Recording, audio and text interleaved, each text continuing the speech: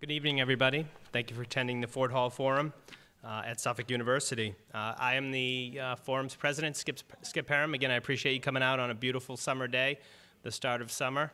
Very much appreciated. As Jen would normally do, and if you come to the forum, you know Jen, she'll usually walk through this stuff, but a couple of notes for your reference. A clean bill of mental health is being recorded. It will be posted up on YouTube in the coming weeks. It'll also be available on Comcast VOD as well. If you do choose to come up and speak and ask the congressman a question, we ask that you please come up and speak into the microphone. That'll make the quality of the production better when it does air on YouTube and on Comcast On Demand. As always, we greatly appreciate the support of our members. If you're not a member, we'd ask that you grab an envelope and consider joining, and please refer your friends to the event. Enough of the pleasantries. I want to introduce, first time with the forum, he's a new advisory council member, Joe Mathieu. He is the morning anchor at WBZ AM 1030 News Radio.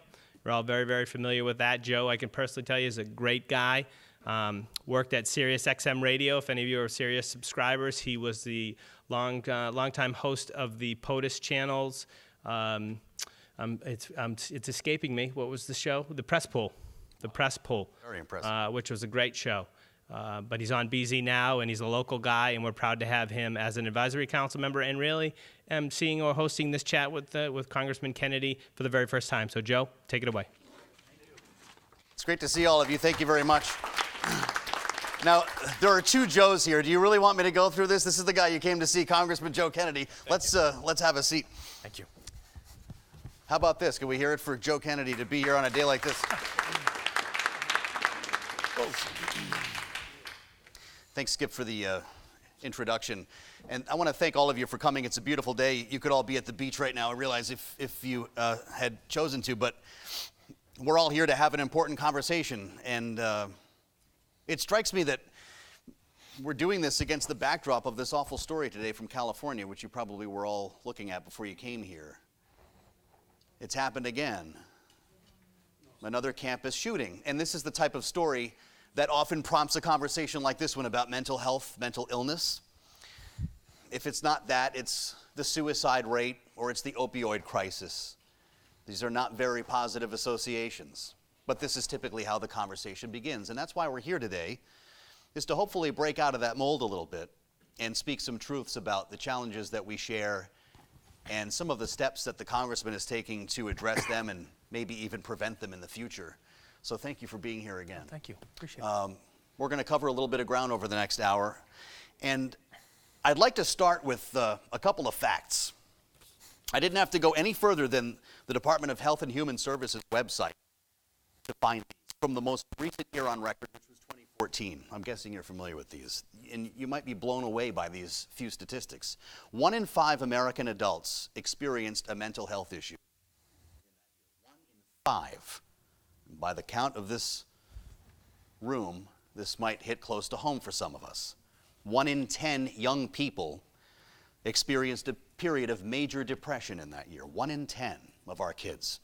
And 1 in 25 Americans lived with what's considered a serious mental illness, schizophrenia, bipolar disorder, major depression.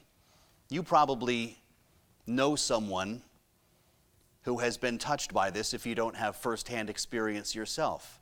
It's part of the human condition, yet we have so much trouble talking about it. There's a social taboo, there's a social stigma that has left us stuck a bit on this issue, and that is why we're here today. To that end, Congressman Joe Kennedy is one of the few people in Washington actually trying to do something about it. And so I guess I would start with that in mind, the social taboo, Congressman. Why is this so hard to talk about? So, Joe, first off, thank you. Thank you all for coming. Skip, thank you for having us here at the forum. Thank you all for making it, I think, addressing and taking on an extraordinarily important and extraordinarily personal, difficult issue that we as a society, I think, need to do an awful lot, a much better job addressing. Because the fact of the matter is, whether we choose to address it or not, mental health, mental illness, substance use disorders are something that are far more prevalent in our society than I think people realize, 1. And 2, whether we choose to or not, we're going to be forced to confront it one way or another. And that ends up being a policy choice, a value choice that we as a society make. We can either make the investments between our government, our communities, our society, our healthcare system, our neighborhoods, or we can choose not to and watch individuals and families that are suffering with mental illness and substance use disorder, serious mental illness, pushed out and fall through the cracks so that they end up in our emergency departments, they end up in our criminal justice system, they end up on the streets. It's homelessness and our veterans issues. You mentioned suicide rates. I'm sure many of you know that rate today. 22 veterans commit suicide every day, and that is in all likelihood an underestimate of the actual number. We hear plenty of those statistics about violence committed in our communities. I think it's also important to recognize that folks suffering with mental illness are far more likely to be the victim of a crime than the perpetrator of a crime. And we, as a society, I was a former prosecutor, there was not a day that went by where we were not confronted with mental illness and substance abuse in our court system. And you all might have seen this or plenty of other studies, publications otherwise, indicating that The Economist, now about a year and a half ago, that British publication looking at the global economy, published a piece in one of their sections, I guess probably now 18 months ago or so, saying that the largest mental health institution in the United States was actually the Cook County Jail outside of Chicago. So we are dealing with these issues one way at the moment. And I think those of us trying to work on these issues, advocates like those of you in this room and individuals that have seen the impacts of people that are struggling to try to get access to care, understand that the way we've chosen to address it, which is choosing not to, is devastating on our communities and our families. And I think we can do an awful lot better. And that's the frame at which, within which we're trying to approach some of these efforts in Washington. We've got a long way to go, but there is some momentum going forward.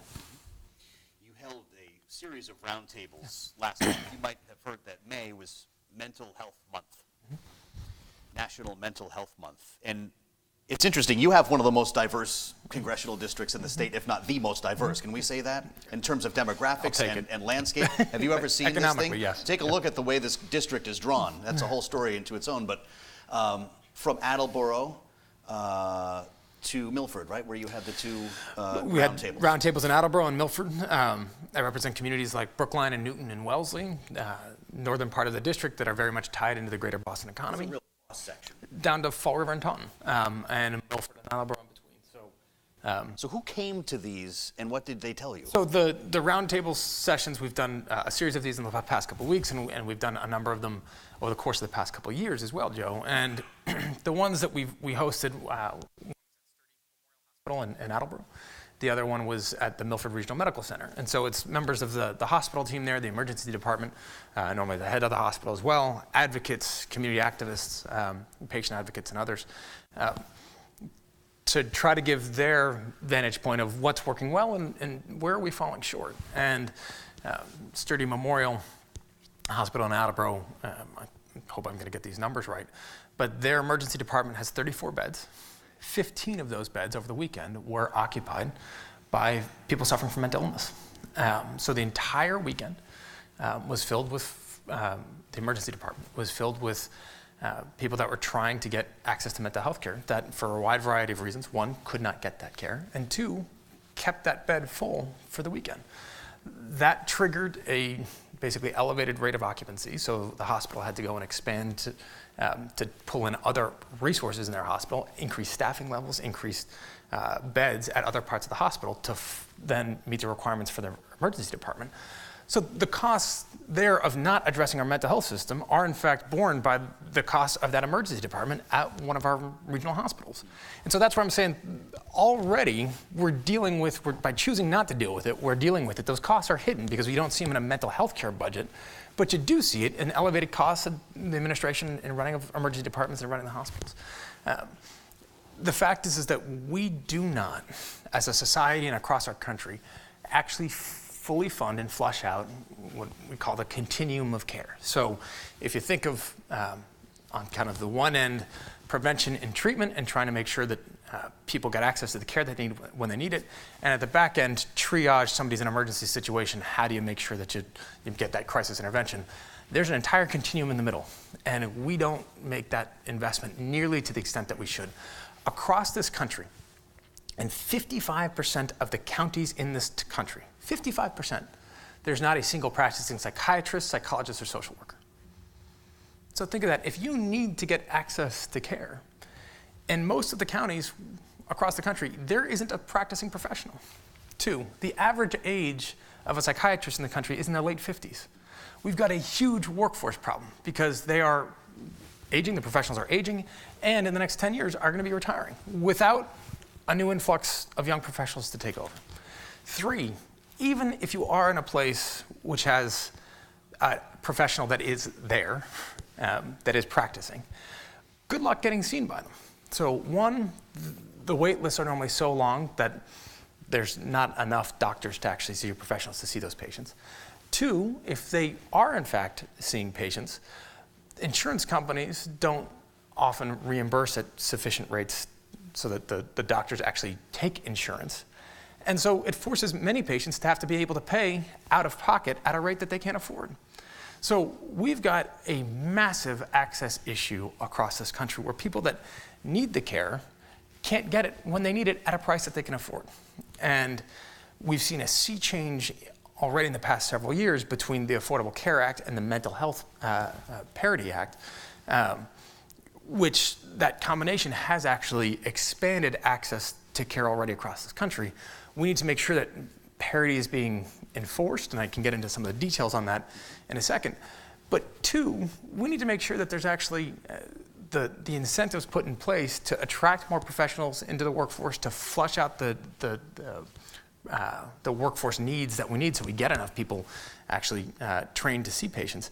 And then 3, compensate them so that there's actually, there's an economic reason for them to actually see patients. Medicaid, our government program that is healthcare for the poor, is the largest payer of mental health services in this country. If you ask the federal government, as I have, the folks that administer that program, how much do you pay a doctor to actually see a patient? Medicaid is a state-by-state program, so it's half financed by the federal government, it's half financed by the states. Say, how much does it cost, how much do you reimburse a psychiatrist to see a patient in Mississippi, or Missouri, or Massachusetts? The federal government doesn't know. And in fact, when you say, okay, well, do you have the statistics? They don't, because they say that those are stats that are run by the states, and the states won't give us the information. So we're trying to actually get the information to say, well, how much do you actually charge? How much does a doctor charge? How much does Medicaid reimburse that doctor for seeing a Medicaid patient? I will tell you from a personal connection, a friend of mine's mother is a psychiatrist who's working in a state in the South. After she cleared her costs, her take-home pay for seeing a Medicaid patient in that state for that session was $8. $8. She was, rather than fill out all the paperwork associated with that patient, just saw him pro bono, because it wasn't worth the time to actually fill out all the paperwork associated with it. But think of that as a policy for the state. You're basically saying the poor are a charity case, and we're not willing to pay doctors enough money to actually see those patients. If that's the systemic incentive we have in place, it's no wonder why the systems break and why they're failing. And so we got a lot of work to do, and that's some of the work that we're working on in Washington, is trying to look at those systems and adjust them. Congressman's done a good job setting the table for us for essentially everything that we want to unpack while we're here today. Access and parity, both of which you mentioned. A couple of facts, one you touched on, fewer than half the adults with diagnosable mental health problems receive the treatment they need. That's where we start here.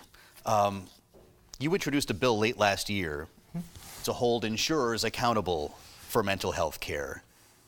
And as you just described to us, they don't have a great record when it comes to this.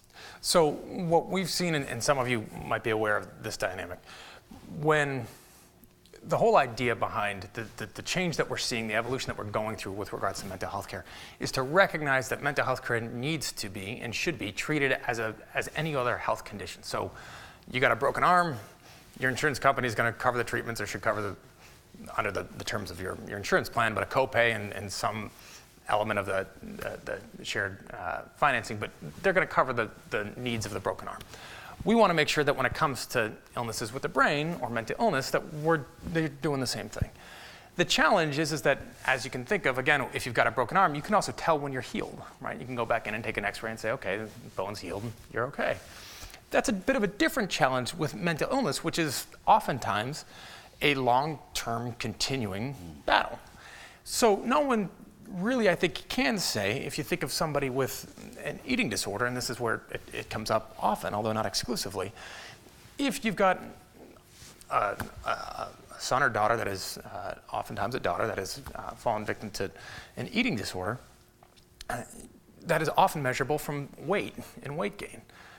We're not going to say just because you make your weight again that all of a sudden you're healthy and cured from that eating disorder. It's far more complicated than that. You might need more care than just all of a sudden hitting that benchmark weight for your age and for your height to say, okay, now you're cured, you're healthy. There's a lot more to it that goes into ensuring that somebody has the care, the support, the services that they need to keep themselves healthy. Mental health care is denied by insurance companies at twice the rate of physical health care, those reimbursements, those claims. And so the legislation that we've filed basically says it doesn't change any of the regulations around mental health care or illness, but it does say, it forces insurance companies to say, when I've made that decision that, in fact, you actually don't need this service, so I'm going to deny your insurance coverage for it because it's not medically necessary, you have to actually explain why. You have to explain the analysis that you've gone through to say why you don't believe this care is necessary in this circumstance. And if you're doing that already, and you are on solid basis, then you don't have any issue to worry about. If you're not, then we're going to have the tools essentially to shine a light on the fact that some insurance companies, we believe, might be skimping on what those details are, because particularly when you get to the technical aspects of it, the non-quantitative treatment limitations that don't come quite back is to say, okay, here's an x-ray, we can see your bone is still broken, but can turn into a series of other judgments that might be somewhat more difficult to measure. If insurance companies can get off the hook from actually being obligated to cover those costs, then the whole idea of parity essentially falls away. So the idea behind this is to say, if you believe, Joe, that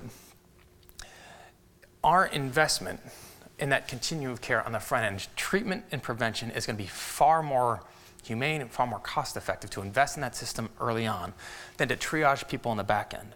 And I think we all agree that it should be if it's done right.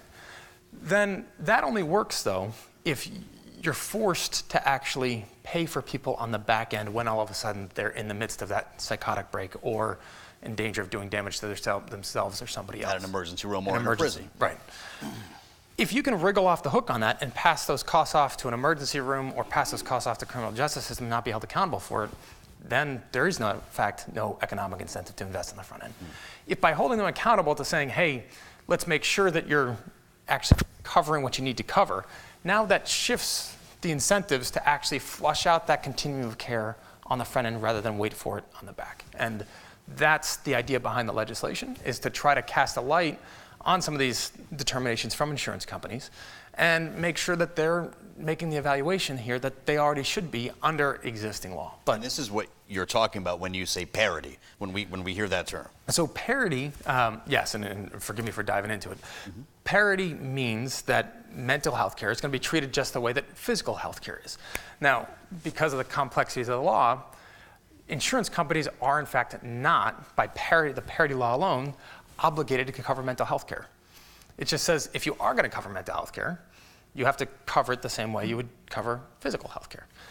The combination, though, of the Affordable Care Act and mental health parity, basically where the Affordable Care Act said as part of your essential benefit package, in order to get on these federal exchanges, you needed to cover mental health care. That was the combination of those two laws, was in fact a sea change to get mental health care, extend mental health care into the larger insurance marketplaces.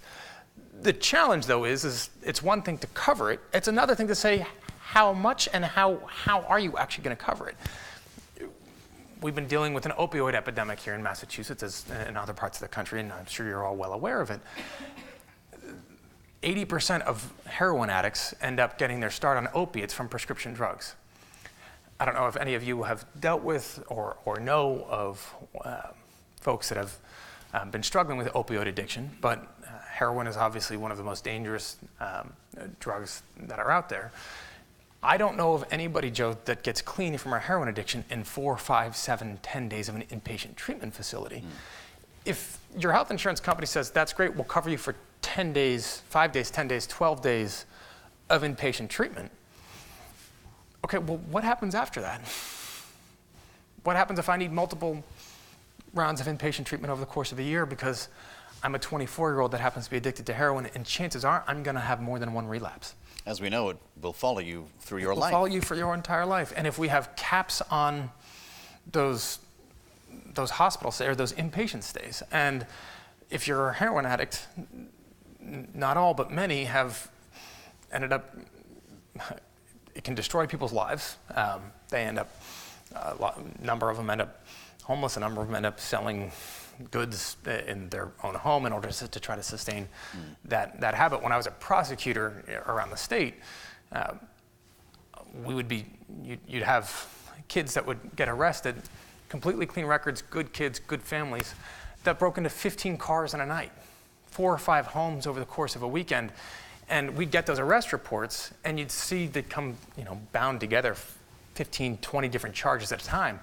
You could get 3 or 4 pages into a police report, and you would know immediately the underlying issue there is a opioid addiction. And they are breaking into cars because and stealing GPSs and spare change in order to try to substantiate and fund a prescription drug problem. Prescription drugs, those OxyContin pills and Percocet pills, they're going rate for those pills on the street are about $1 a milligram. Every OxyContin pill is $80. You're on a 4 or 5 pill a day habit. You got to come up with $400 a day just to keep yourself from having withdrawals. You have to turn to the black market. So people turn, and so one, this is where we've seen such an explosion of this epidemic here. One, you turn to crime pretty quickly because it's so expensive. 2, you turn to heroin because you got an OxyContin pill for $80 a pill. You got heroin for $5 a bag. The economics push you towards heroin abuse. And now you've got a 24-year-old kid that happens to be a heroin addict that's going to be in recovery for the rest of their lives. And we as a society are trying to say, essentially, we're not investing in that continuum of care on the front end to try to look at the prevention and treatment and getting folks that they need, recognizing that now that you are a heroin addict, you're going to need care for the rest of your life. Because substance use disorder is a brain disease. And that's what we should talk about a little bit more, because the opioid crisis is such a major story here in Massachusetts and around the country. It's a story on the campaign trail. It's been amazing watching the presidential candidates learn about this by coming to New Hampshire, by coming to New England. They couldn't believe what people were telling them, whether it was Hillary Clinton or Donald Trump. They both say the same thing about it. But this is, in fact, a mental health issue then, right? When we're talking about parity, if we're going to deal with the opioid crisis, it has to fall under this guy's to be treated properly. It does, and I think the way that, in my opinion, yes, anyway, and the way that we've tried to think about it is, again, getting back to those 2 aspects in the way that we provide access to mental health care in this country. One, as I said before, Medicaid being the largest payer of mental health services. So there's reforms to the Medicaid system we have to make, because if that is, in fact, the largest payer of mental health services, we need to make sure that the incentives are proper under Medicaid to actually get patients into that system. And then 2, the private marketplaces, and making sure that the private insurance companies and insurance practices provide the incentives so that their patients and their subscribers get the care that they need. And so that's why we focused on some reforms on the Medicaid side, and then that law that you mentioned, the bill that we've dropped, around the enforcement of parity to try to restructure those incentives to make sure that parity is enforced and try to, again, get people, force the investment in the continuum of care so that people end up entering it early on rather than wait till we're trying to triage at the back end. Who enforces that? Is it Health and Human Services, or? Yeah, so at the moment, part of the problem is that No one, enforcement right? is essentially But in your bill, yes. how would that So work? Health and Human Services, and there'd be reporting, a reporting mechanism that HHS would then be able to, and federal regulators would be able to look at. Senator Warren actually has the companion legislation in the U.S. Senate, so we've been working with her office in looking at some of the ways we can try to strengthen the reporting requirements and create an online portal. She was, as I think many of you know, instrumental in the actual founding of the CFPB, Consumer Financial Protection Bureau, Yes. Which has a robust online portal and website where people can go and understand which banks or credit cards or other financial products are people think are serving their customers well and which ones aren't, and providing some level of transparency around what plans and products, again, are providing services that I think meet people's needs versus ones that don't. So we're in discussions with her office about trying to figure out. So you could model a parity portal, so to speak, after what they did for Wall Street. Potentially. Wow. So we're looking at the impact that parity or that CFPB portal has had and the impact that it's had on the basically transparency and again consumer awareness and the rating system essentially where people can say, hey, this product is good, this one isn't so good, here's holes in this product that people didn't realize until kind of we ran into problems and now all of a sudden this is what that fine print means. Are there ways we can try to empower consumers in a similar way? So we're looking at some of the aspects to that too. But I think we have to recognize, and I think the opioid epidemic, which has been so devastating to families across Massachusetts and New England and many other parts of the country, has brought a recognition that this is, in fact, a mental health crisis. And it's a crisis, again, on how we have systematically underfunded our mental health care system in this country for decades. And so when you have somebody that now is in a crisis circumstance and is trying to get access to the care that they need, there's nobody to see them. And so, I mean, I was a prosecutor. You'd have those instances where you'd have somebody that was clearly suffering from mental illness. Like, cops would arrest them, charge them with disorderly conduct, disturbing the peace, take them to a hospital for a while. After being in an emergency department, the doctors would say, what else do you want us to do with them? They're suffering from mental illness. We can't treat them here. They're in the emergency department forever. And so they'd bring him to the courthouse, and I'd say, well, what do you want me to do with it? Yeah. The guy's homeless. It's a $100 fine from the charge. What do you want me to charge him $100? Send him back out on the street? And the police officers go, what do you want us to do with him? And that system just perpetuates because our system doesn't have a way, as currently designed, of adequately addressing those individuals. There are some police departments out there across Massachusetts that are, and I'm sure across the rest of the country, although I'm obviously more familiar with the ones locally, that are trying to get in front of that and say, hey, when they did an analysis of their calls, a couple of police departments in areas that I represent said we've got folks that call in from certain addresses more frequently.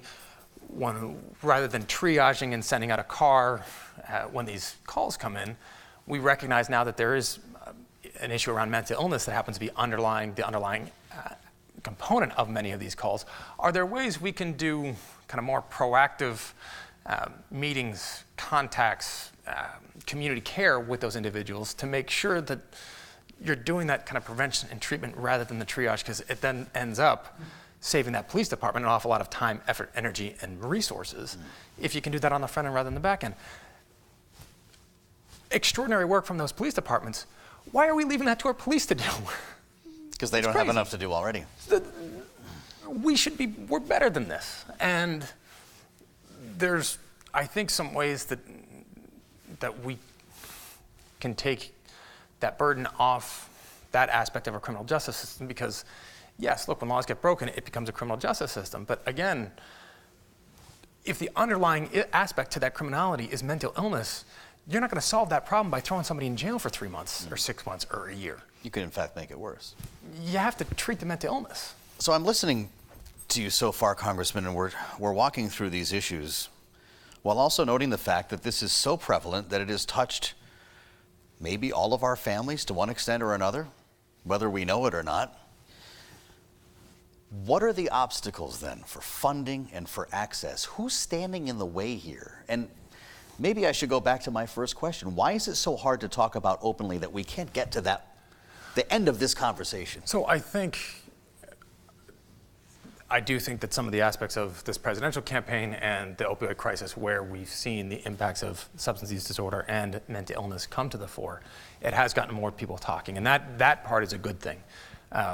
I can't tell you how many times over the course of my own campaigns when I've been talking about issues around opioids and substance use disorder in living rooms and small gatherings, somebody would come up at the end and say, hey, my son, my daughter, my neighbor, my friend, and say it quietly. And as more and more people have done that, I think more and more people are more open about and recognizing that they're not alone in this, and this is in fact something that is much more widespread than people believe.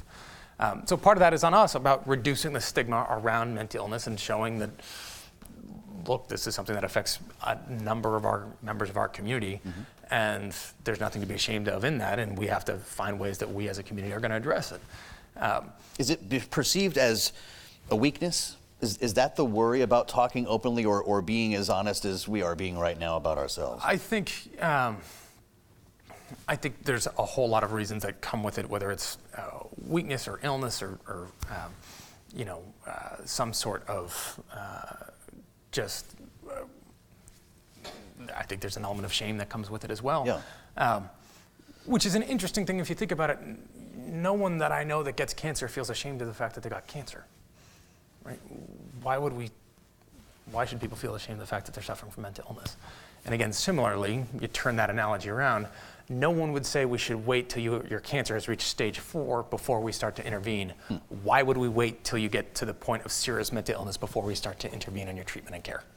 And we shouldn't, and we're trying to craft that, again, restructure those incentives and craft that legislation and make that investment up front. What stands in the way? A couple of things. I think one is, and this part is changing, is the growing awareness that just how broken the system is. And I think there are more and more people, even in my conversations with my colleagues in Washington, Democrat or Republican, there's not a member of the committee that I sit on that oversees this issue. There's not a member there that says this isn't a problem. There's a widespread acknowledgement that this is a problem that has to be addressed. So that's a good thing. The question then comes on how do you address it? And from my opinion, and I think this is widely shared, there's an acknowledgement that if we are going to address this, there's going to be, although the exact figure out there still remains elusive, but a sizable investment that's going to be needed to be made, either from, I would say probably both, the government side, so those public sector government programs, Medicare and Medicaid, and from the private side, so the providers of mental health care and the hospitals and doctors and the insurance industry. That price tag is, in all likelihood, very, very significant. I would argue back to folks that use cost as the reason not to do this, we're already paying for it. Again, you're paying for it in your emergency department visits, you're paying for it in your criminal justice system, you're paying for it in your homelessness budgets, you're paying for it in much of your veterans care. We're also paying for it privately in ways that aren't necessarily even reflected in those public budgets. Sure. Because, again, of the triage nature of the system that exists. So what you're actually asking for is not necessarily a huge new investment, but is the recalibration of that investment from essentially the back end to an upfront investment on it.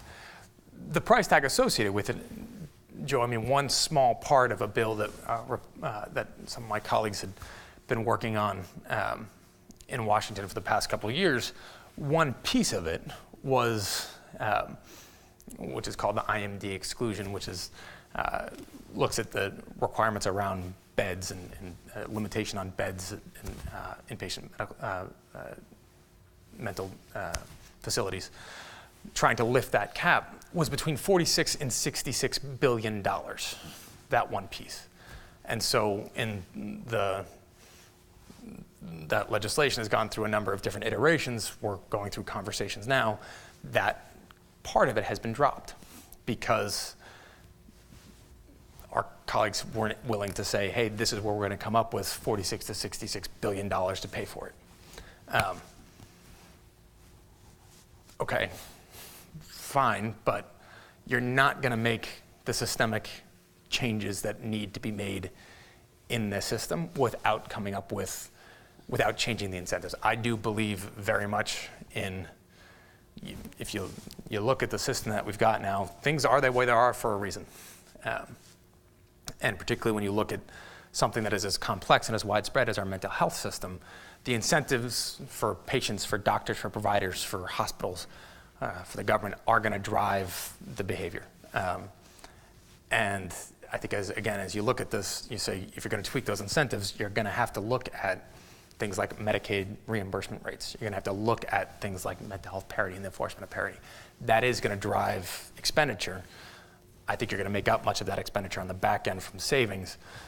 But until you've got folks that are willing to say, okay, we're willing to make part of this investment, we can make changes, but that often ends up being smaller ones and not systemic ones. Can you imagine bringing this to the House floor? We're working on it. I mean, think about that. Is this a political issue in terms of D's and R's, or has there been cooperation across the aisle? There has been cooperation across the aisle, and look, my colleague from Pennsylvania Republican, Tim Murphy, has been driving an aspect of this for a long time. He deserves an awful lot of credit for it. He's extremely dedicated to this issue. We do have some differences of opinion about some of the changes and reforms that need to be made, but he deserves credit for his doggedness and determination and for forcing forcing Congress to address this issue. So I give him credit for that.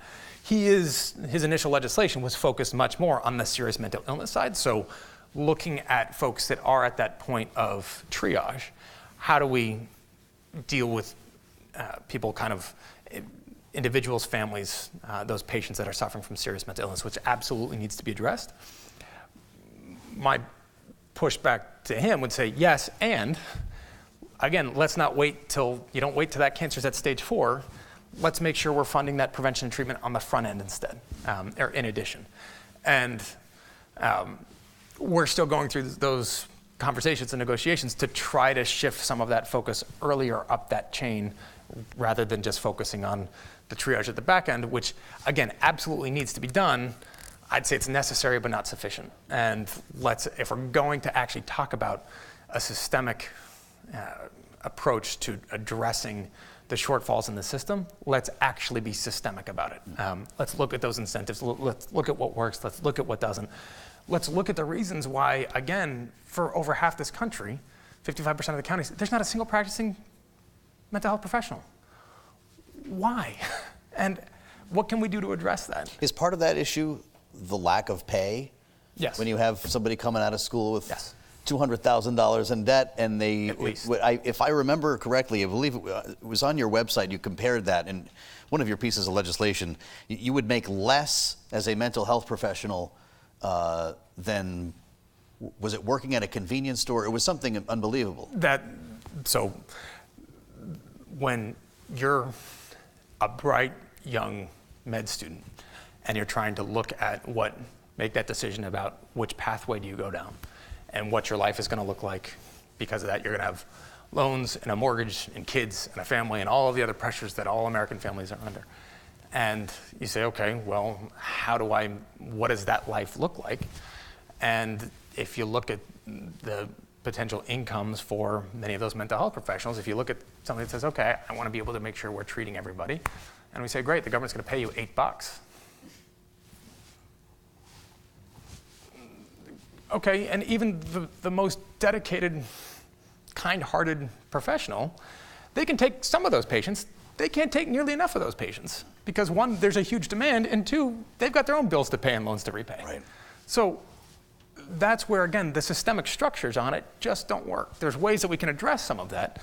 Loan forgiveness, trying to provide additional incentives to work in rural services and rural locations, and looking at the potentials for telemedicine and looking at different aspects around, funding out different grant programs and such. And yes, all of that is going to be part of a solution, but you're not going to make the systemic changes that need to be made to this system that is broken to this degree on a grant program. Those of you that are administrators here at university or hospitals in our medical system, grant programs are great for those that win them, not so great for folks that don't, and are only great for as long as you get the grant. So if we're trying to say, look, we want to address our mental health system because it's systemically broken, we say, great, here's some additional money for the next 2 years. Can you really make the systemic change you need to make if you know you only have the money for 2 years? Probably not. You can make some reforms, but if you're going to try to say, okay, let's flush out a new community health center where there's going to be doctors that can provide those services, one, where's the capital coming for that new community health center? Two, you might be able to pay a professional for 2 years, but then what happens after that? And we're not going to create big enough grant programs where you're going to do that in these places across the country to make sure people get access to care. So these systems, the incentives behind them need to be addressed and need to be changed. And again, I think the government expenditure has clearly got to be part of it. It would be good to know from the federal government's perspective, my perspective, when we say, okay, how much of your tax dollars or our state tax dollars are going to compensate a mental health professional for seeing a patient? The fact that we can't get that information is crazy. That information exists. Somebody bills for it. It's known. That the federal government doesn't have it, one, seems a bit odd, and two, that they say, look, we don't think states would necessarily give it to us anyway. So let's talk about transparency, which is another big one. Some of the things that I've learned in covering stories about this, the stuff I hear most often is, number one, people have no idea whether their health insurance covers mental health treatment. How does that even work? Then you get on the phone and it's 2 hours and if it's not that, find a doctor, okay? After you find out what you have here, now find a doctor that's covered by your plan who will take your call and make an appointment with you. These are the two things I hear the most often here in Massachusetts, the healthcare capital of America. And again, that's where when people say, oh, well, let's create more doctors. Yes, that's a big piece to it, but if you're creating more doctors, you need to also make sure that the incentives are in place so that those doctors are going to see patients. And if we're seeing patients, you need to make sure that they're going to see patients that have insurance and those that don't have insurance, or that those choose not to use their insurance. You can't just say, hey, we're going to make sure it's available for folks that can afford to pay the $500 a session because they can get it on the free market. The transparency piece of it is absolutely critical, and again, that's where some of the aspects of that bill we filed tries to shine a light on that transparency. Yeah. But well-chronicled instance of, or an incident in, I believe it was Maryland or Virginia, where, written about by, I think, Dana Milbank in the Washington Post, where his friend's housekeeper was suffering from mental illness, and his friend called him and said, hey, can you help her try to find the help that she needs?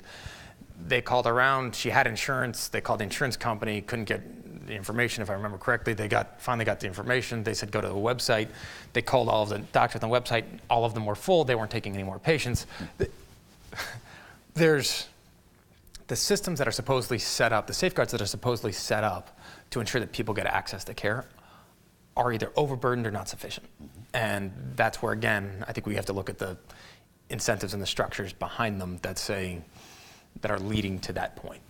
And so, yes, it's more professionals. Yes, it's a bit of regulatory reform. Yes, it's making sure that insurance companies are providing that mental health coverage. Yes, it's looking at reimbursement rates on the private side and public side. Yes, it's holding them accountable for making sure that they are, in fact, providing the mental health, the access to services for those that are, in fact, in need. This could be the roadmap we just heard firsthand.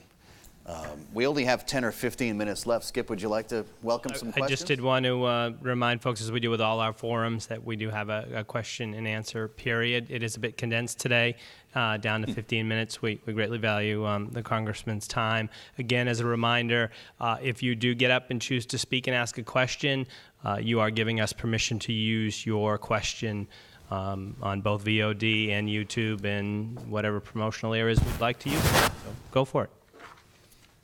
If you'd like to chime in, please do. There's a microphone right here, and I know the Congressman would love to hear from you. Hi. Hi.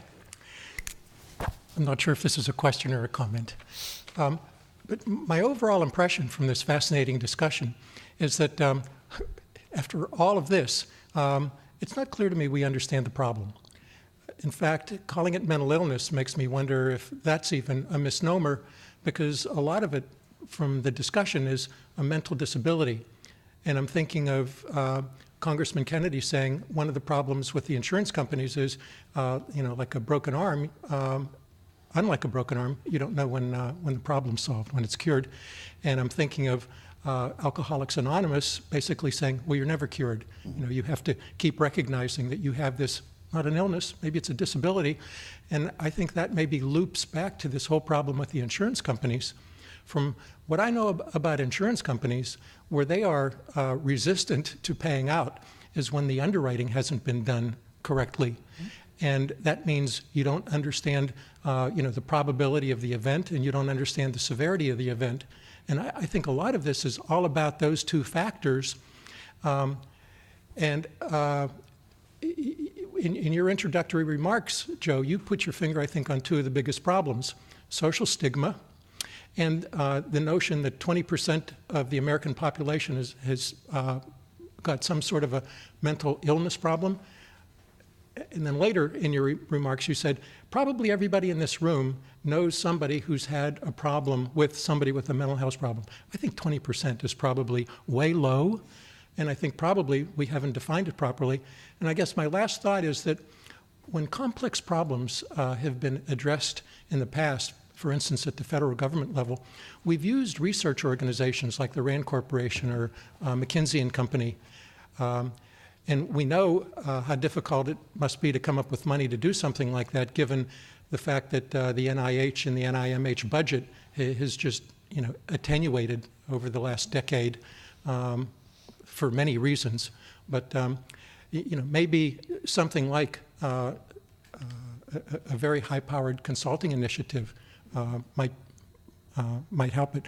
And I guess the last thought I had is that kudos to you, Congressman Kennedy, for being among the Lone Rangers, because given the pervasiveness of the problem, the fact that we have a small handful of 435 members of Congress embracing this as a major priority for us is pretty shameful. So, a couple of points. One, I think you're right about trying to define the problem, in that trying to get 435 people that represent different constituencies from literally every corner of the country to decide on a major piece of legislation what the problem is you're trying to solve is actually a really difficult problem in and of itself. And I think that leads to some of the discussions around what's in a bill and what's not, what are you trying to solve and what's not. And that's part of the legislative process, which people bemoan, but also happens to be the reality of it. If you say, hey, there's actually a bill that's moving, here's your chance to attach the thing that I really care about to that. Now all of a sudden the mission or the definition of the legislation starts to change a bit because you get, as they say, kind of tied on like a Christmas tree, right? So you get a bunch of other stuff that's coming with it. I think there is, we end up oftentimes in these traditional debates of everybody acknowledging the fact that whatever agency or organization or the aspect of the federal government that's meant to address the problem isn't doing it right. Democrats end up saying oftentimes increase the resources so they can fully address the issue, and Republicans often say narrow the focus of the organization so that you can more effectively address the more narrow problem. And I think writ large, that's probably been some of the tension and some of the challenges around Mr. Murphy's initial initiative and his construct of the legislation, Democrats' response to that construct of the legislation. And what we're trying to address now is to say, look, it's one thing to talk about comprehensive mental health reform. That term comprehensive ends up being a bit of a loaded term because your definition of comprehensive might be very different from my definition of comprehensive. And I think I've taken a pretty wide view as to what comprehensive means because, one, for I guess 2 reasons. From my vantage point, and look, I was a prosecutor for a couple of years. I didn't do it forever, but I did it long enough to know that this was a really big problem. And 2, if we are going to address it,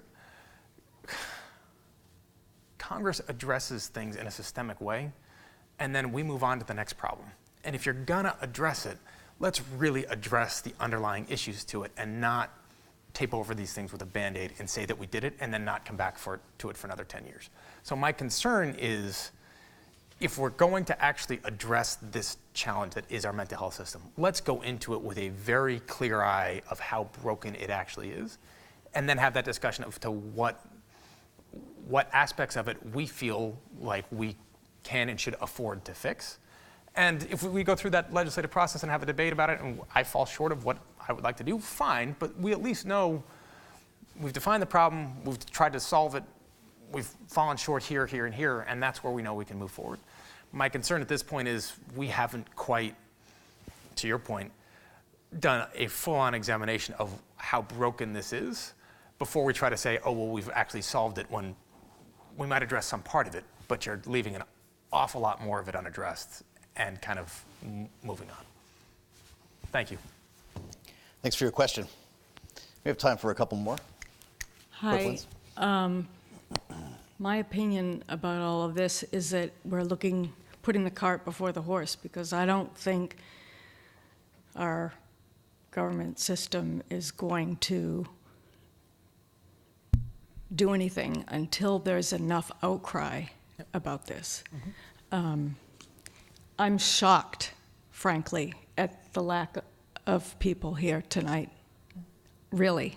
I mean, I was blown away by this because not enough people care. And you're right that every person has either a family member or a friend or a sister, brother, whatever, who has mental illness. And it's much more rampant than we're willing to admit. So my opinion is that we need to do a grassroots kind of thing that is going to create awareness, because I don't think the system is going to solve this problem unless there's enough outcry. And if you think about all these mass shootings, these are all mentally ill people. You can't say that they're sane people who are killing all these people. So I'm convinced that we need to do it very differently. And I also want to commend you for even bringing this up, because it is shoved under the rug. And it's kind of like where the gay issue was 20 years ago, where, it was there, but it was never dealt with. And I think that if you look at that movement was done from the grassroots up. So I personally think that you really need to do it from a different angle, and I'm happy to help. So, a couple of things. One, thank you. Two, I think it's important. Well, look, you're not going to get any pushback from me about the need, obviously, and I think you probably, I hope you could tell about my desire to address this comprehensively, and particularly the high-profile cases that we have seen of individuals that are suffering from mental illness that end up committing acts of violence. I think we also let society and others off the hook a bit when we say all of the folks that conduct those acts of violence are mentally ill. Some of them, I think, yes, are suffering from a diagnosable mental illness. Some of them are not.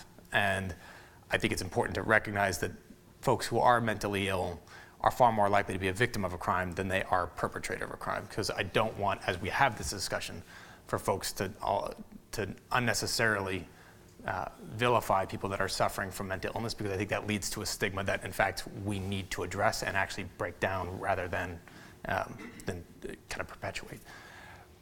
I wholeheartedly agree with you. Believe me, my past 3 years of Congress have taught me anything. It's Congress is going to act, particularly on big, hard issues, when the public outcry is strong enough that inaction, the cost of inaction, is more than the cost of action. Or the cost of inaction is less than the cost of action. There's enough force to say you have to act on this. So I guess the question I'd turn back to you to say, what is it that we should be doing? I mean, we're working on the op-eds, we're doing community roundtables, we're having committee hearings, we're talking about this, we're here. What else should we be doing to do that? And then, candidly, where else? One of the things that would be great is the next time there's an opportunity like this, everyone is here, bring a friend, bring somebody else. I think part of the challenge with this is that people don't necessarily recognize how prevalent it is. Many folks, even when I started perhaps in my time in the DA's office, wouldn't necessarily recognize the folks breaking into cars as somebody that's suffering from drug abuse. They sure did by the time I left, not because of me, but just because it happened to so many kids and the story was so clear as to what you were doing. Police officers were some of the ones leading the charge on this, saying, we will not arrest our way out of this problem. There's not a law enforcement solution to this problem. There's law enforcement to part of it, particularly in the trafficking of heroin and narcotics. But you're arresting kids that are suffering from drug abuse and substance use disorder. You can lock them up for 3 to 6 months. They're going to come out and they're still going to be addicted. And you're either going to treat them, you're going to provide them the care that they need, or they're going to reoffend. And we're going to throw them back in jail and you're going to do this thing all over again. And that ain't what we're trying to do. So how I think, yes, there might be ways that I can be helpful in trying to fill this room. I am also recognizing that you all are probably going to be far more helpful at filling this room even than I can be. So, Well, I'm not accusing you of not doing enough. No, because no, I think you are doing a lot more than anybody else in the government is doing. I just think that my reaction is that we need more people, and I'm happy to help to do that. And I don't know I don't know the answer, is what I'm trying to say. Bring a friend next time. Okay, thank you. Thank you for coming. Do we have time for one more? Yeah, Or do you? yeah. I know you're a little bit tight for time. Yeah. Okay, great. Good timing. Hi, how are you? Thanks for your time, Congressman. I'm really glad that you brought up the barrier of access, and that over half the counties in the United States don't have adequate care for someone with a mental illness. How do you plan on solving that problem in severely affected communities, specifically in the Native American communities in South Dakota and North Dakota that see a disproportionately high rate of addiction, substance abuse, depression, and ultimately suicide? What in your bill is there to help those severely underserved communities? So I think a couple things. One, great question. And we see this as it's kind of ground zero for a number of those types of locations are ground zero for a number of these challenges, because oftentimes remote, oftentimes without good access to comprehensive medical facilities, long commutes to access professionals. So how do you basically provide access to care in poor, underserved rural communities, which is a problem for healthcare writ large and a number of government services. But I think there's a couple ways you can do it. One, that is a place where sometimes grant funding can be helpful, and the bill that I have sponsored, we've done a number of different pieces of legislation on this, but there's a more comprehensive piece of legislation that Democrats on our Energy and Commerce Committee have sponsored that does plush up a number of these grant programs, and some of them targeted to specific communities like that. One. Two, the reason why I'm trying to take a more comprehensive approach and looking at the structures around that marketplace is to recognize that there's not going to be one specific way that's going to solve, one silver bullet that's going to solve that problem, but to say we need to create a system where there's actually more care throughout that system. So it's 55% of the counties across the country don't have a single practicing psychiatrist, psychologist, or social worker. That's not to say the other 45 have adequate care. That's just 55%. There's nobody. So we got a lot of work to do. That Medicaid reimbursement rates issue, and we filed a piece of legislation last week on trying to do a mental health bump to increase Medicaid reimbursement rates for practitioners, mental health professionals, for patients that are on Medicaid, to try to actually increase the incentive there for states to roll out new additional programs in lower income communities so that they could increase access to care and do exactly that. Three, it is that enforcement of parity, I think, also has an important aspect of that, because if you are on, well, many of the communities you talked about are going to be Medicaid, many of them are going to be Medicaid patients. If you can flush out the continuum of care writ large and actually incentivize more medical professionals into this community, you're going to get more people that are getting actually access to more professionals that are going to be able to provide access to care to more people throughout the entire system. So there's a number of different pieces to this that I think need to be addressed, where the kind of population that you touch on is some of the hardest ones to actually provide that service to. But I think a combination of those grant programs, the structural adjustments to Medicaid itself and the enforcement of parity would provide a sea change to the way that the access to care that those communities have already. Thank you. Thanks for your question. Thanks for coming. Thanks to all of you for being a part of this. One point of personal privilege. Please. He's been up since 2 in the morning because he does the morning show. I don't even know what time. It's early. I've got a 5-month-old daughter. I am up throughout the course of the night. He is always on the radio. I don't know when this man sleeps, but thank you for still being awake. Are you kidding? So thank you for being. It's important. I think we can all agree if you made it here tonight, you think this is important. And as Skip mentioned, this conversation will be on YouTube and it will be on Comcast On Demand. When it gets there, share it and tell your friends and family what you heard today, because there are some important things going on. And a lot of it is crossing this man's desk right here. So remember what you heard today. And join me in thanking Congressman Joe Kennedy for being with us at the Ford Hall Forum. One last thing. There is pending legislation on this that we're working on literally as we speak. So to the extent that either you agreed or disagreed or have other ideas or other takes on this, believe me, there's plenty of people out there that are trying to solve this problem that come down on some of these issues a bit differently than I do because of the way that we've defined the problem or how we're trying to address it. Please take that opportunity, seize this moment, and let us know, let other representatives know how we can actually try to, what you believe we should be focused on and what we should be doing. There is an urgency here because if we have this moment to actually address it, I want our colleagues to know that our choices about what we include in this legislation or we don't, whether we decide to move it forward or we can't get there, what that cost of action and inaction is, and the cost of omission is for what is in that legislation and not.